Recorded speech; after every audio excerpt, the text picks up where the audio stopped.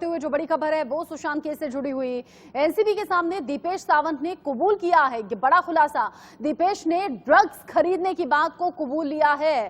13 मार्च को जैद से ड्रग्स ली थी, ये दीपेश सावंत ने कहा है।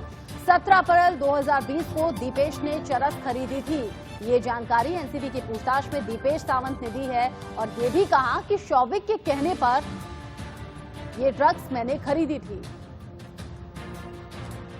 बड़ी खबर, बड़ा खुलासा। दीपेश सावंत ने पूछताछ में कई अहम खुलासे किए हैं। आज ही दीपेश सावंत को 9 सितंबर तक के लिए कस्टडी में भेजा गया है। एनसीबी की टीम पूछताछ लगातार कर रही है। शौविक चक्रवर्ती, सामुल मिरांडा, दीपेश सावंत, एक एक करके सुशांत के जो आसपास रहने वाले लोग थे उन तक एनसीबी की टीम पहुंची, पूछताछ कर रही है। इसके अलावा कई ड्रग पेडलर्स तक भी एनसीबी की टीम की पहुंच हुई है और कई से पूछताछ की भी है। दीपेश सावंत ने आज की पूछताछ में माना है कि हाँ, उसने शौविक के कहने पर ये ड्रग्स खरीदी थी और कई और नामों के खुलासा होने की भी उम्मीद यहां पर जताई जा रही है। एनसीबी के सामने दीपेश का कबूलनामा, यहां पर चौतरफा मुश्किलें रिया चक्रवर्ती, शौविक चक्रवर्ती की भी बढ़ेगी। माना कि 13 मार्च को जैद से मैंने ड्रग्स खरीदी थी।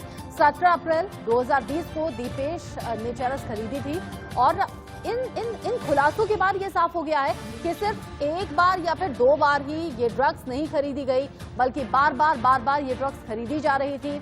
सुशांत के लिए खरीदी जा रही थी, शौविक के कहने पर खरीदी जा रही थी। शौविक ने अपनी पूछताछ में कबूला था कि रिया चक्रवर्ती के कहने पर ही उसने ड्रग्स खरीदी थी। मतलब एक के बाद एक नाम लिंक होते चले जा रहे हैं, जुड़ते चले जा रहे हैं। रिया चक्रवर्ती, शौविक चक्रवर्ती, सामुल मिरांडा, दीपेश सावंत और अभी जो बाकी स्टाफ हैं उनसे भी धीरे धीरे करके एनसीबी की टीम पूछताछ करेगी। लगातार 3 एजेंसियां इस जांच में लगी हुई हैं। सुशांत की मौत से जुड़ा हुआ सच जानने की कोशिश सभी की है, लेकिन इसमें जो अलग अलग एंगल्स खुलकर सामने आए, चाहे वो वित्तीय हेरा फेरी का हो जिसमें ईडी की टीम लगातार जांच कर रही है, या फिर अब ये ड्रग कनेक्शन और ड्रग से जुड़ा बड़ा खुलासा ही क्यों ना हो, लगातार एनसीबी की टीम उस हर ड्रग कनेक्शन के तह तक पहुंचना चाहती है जिसमें कि कुछ और नाम उजागर होने की संभावना हो।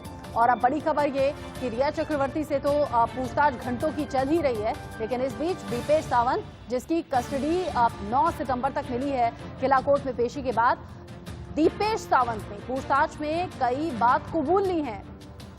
ये बड़ी खबर। दीपेश सावंत, जिसे पहले भी सरकारी गवाह बनाने की बात कही जा रही थी, 2 नाम सामने आए थे, सिद्धार्थ पिठानी और दीपेश सावंत, जिन्हें सरकारी गवाह के तौर पर इस पूरे केस में हो सकता है कि इस्तेमाल किया जाए। एनसीबी के सामने अब दीपेश ने बड़ा कबूलनामा किया है। हो सकता है कि इसी आधार पर कई और नामों का खुलासा हो जाए और एनसीबी की टीम, जो कि आज जगह जगह छापेमारी की कार्रवाई कर रही है, ड्रग कनेक्शन और ज्यादा खंगालने के लिए और नामों तक पहुंचने के लिए, हो सकता है कि उन नामों तक भी पहुंचे। और आप समझ लीजिए एनसीबी की जांच की आंच कहां तक पहुंची है। 28 अगस्त को अब्बास, करण गिरफ्तार हुए थे, ड्रग कनेक्शन में नाम सामने आया था। 1 सितंबर जब जैद बिलात्रा डिटेन किया गया और यहां भी सवालों की लंबी लिस्ट इन सभी से पूछी गई है। 2 सितंबर जब अब्दुल बासित को गिरफ्तार किया गया, अब्दुल बासित से भी कई खुलासे हुए। 3 सितंबर इब्राहिम, उसकी गिरफ्तारी हुई, उसका भी ड्रग कनेक्शन सामने आया।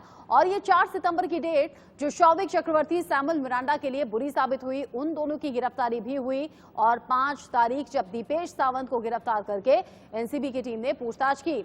और सिलसिलेवार तरीके से जैसे ये हमने डेट वाइज आपको बता दिया, एक एक दिन आगे बढ़ते हुए कैसे ये कार्रवाई एनसीबी की आगे बढ़ी। आज रविवार का दिन है, आज 6 सितंबर है, आज रिया चक्रवर्ती से पूछताछ हो रही है। बड़ा सवाल ये कि क्या रिया चक्रवर्ती का नंबर अब अगला है, क्या अब उसकी गिरफ्तारी हो।